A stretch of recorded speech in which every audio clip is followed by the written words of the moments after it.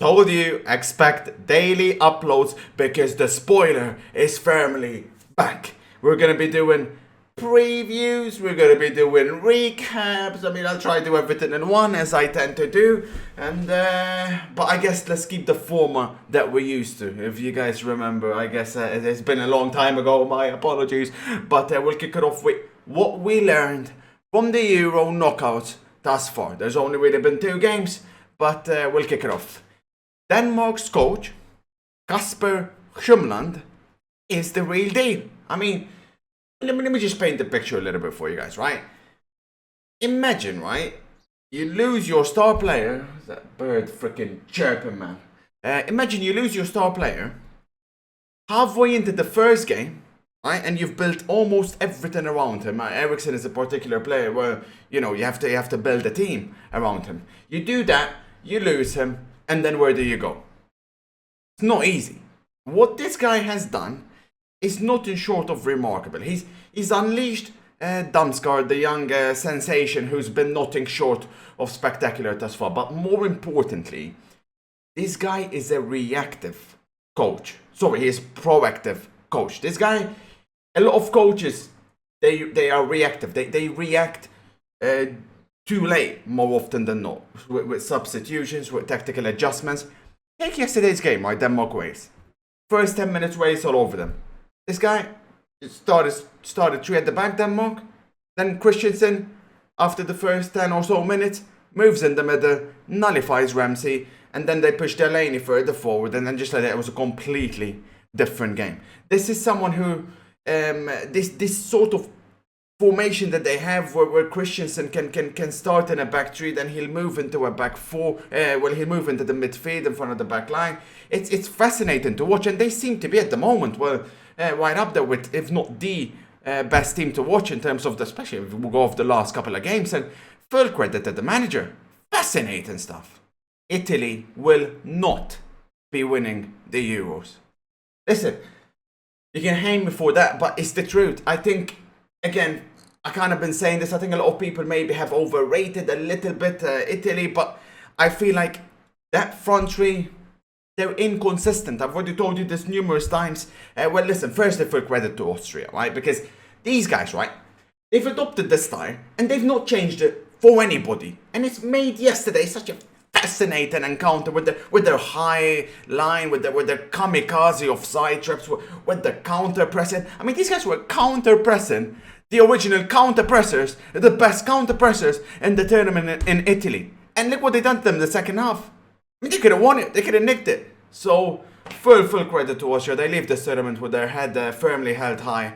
But as for Italy, yes, they've broken the record of the most, not conceding a goal. Well, ultimately they did, but they broke the record which stood since frickin' Zoff. Yes, they're breaking the most games without a loss, themselves. I think I'm pretty sure the record is just for, since the 30s or something like that.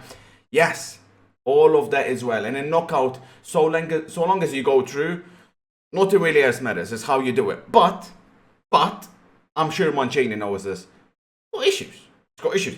And he's got big decisions to make. I'm sorry, there is no way that Berardi can keep starting ahead of Chiesa. I know people will be like, oh, but it'll be an impact sub, Chiesa, and look how he changed the game. No. Berardi has been useless for at least the past 2 or 3 games. And even when he is decisive, it's only one moment.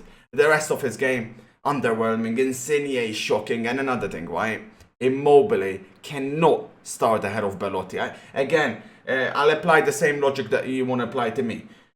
Immobile would be way better coming off the bench, attacking fresh legs in the second half than he would be starting. Belotti is so much better at holding the ball, better at build-up play, better at link-up play than Immobile is. And I think Italy, if they want to move forward, at least reach the semis, then they have to start with Belotti and Chiesa, in my own humble opinion.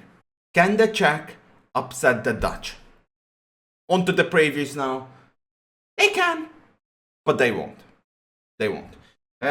Now, don't get me wrong, the same way people have been overrating Italy, they are overrating the Dutch as well. They're going to come undone eventually, but not on this one. Because now a lot of people, they are making the mistake where they're getting worried about the Dutch back line. They think that's their problem. It's not. De Vrij and De Ligt, they'll do just fine, especially in a game against the Czech Republic. The problem is going forward for Netherlands, right? Memphis, to me, vastly overrated, and I do hope that De Beer will start with Mullen and not that plank of wood up top in Weghorst. But with him, you never know, right? I think they need to start Mullen if they want to show or if they want to continue to progress. But I think they'll be just fine on this one. The Czech Republic, make no mistake about it, they're going to come and they're going to take the game to Holland. I'm pretty sure they will. They done the same against England at Wembley. They took the game to them. I think it'll make for an entertaining game, but I think the Dutch will have more than enough on this one to win it. That's not my official prediction yet. I'll have those a bit later.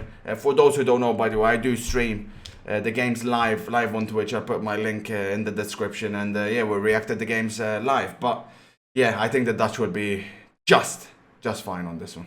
The only way Portugal can beat Belgium is if Bruno Fernandes doesn't start. No, it's not an agenda. No, wait, pause. No, pause. It's not an agenda, nothing. I've been speaking the truth. I've been saying this since day one, and I'll stick with it now.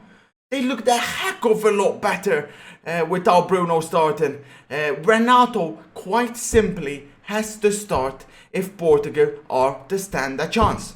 Now, if you compare, I mean, this is the game. I mean, you expect goals and you expect goals in this one. Both back lines have been very suspectable. That's become a trend in this Euros, suspectable back lines. But listen, Portugal need to try and overwhelm Belgium in the middle, and to do that they need Renato. Heck, I'd even start Moutinho as well, the same lineup that started against France with only one of Pereira and Carvalho. You do not need both of them, and if you were to start Bruno, you're gonna have to start with both of those, and then there's no fluidity whatsoever. Ronaldo up against Lukaku, I mean, listen, okay, to me it's very simple.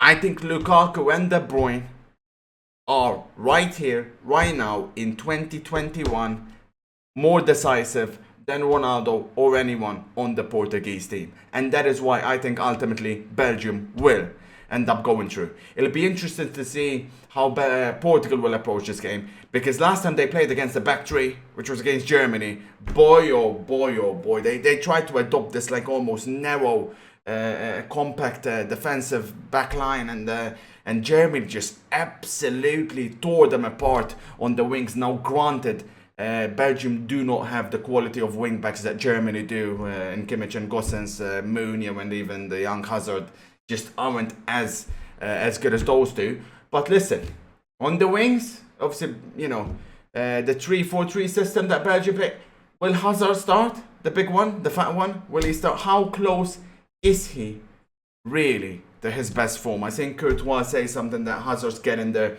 Obviously, Courtois has been playing with Hazard all season. Supposedly, he should know, but is it bluff? He played his first full 90 minutes against Finland, and God knows how long. He looked died to me, but nowhere near the Hazard that I remember. Not prime Hazard. If it's anywhere near prime Hazard, this game will be wrapped up. But I just can't put Hazard into the bracket alongside De Bruyne and Lukaku for Belgium right now. But yeah, I expect goals in this one. I'm gonna go with Belgium to win it. I think the Portuguese manager will listen to me. I don't think Bruno will start, and it'll be good news for Portugal. But I still don't think it will be enough. But expect goals. That's gonna be it, boys, for now. I don't want to make this too long, but yeah, expect daily uploads weekly. We'll do transfers, we'll do everything. The spoiler, like I told you, is firmly back, and boy oh boy, it feels good again. I appreciate all the support, boys. Thank you for watching. I'll catch you next time.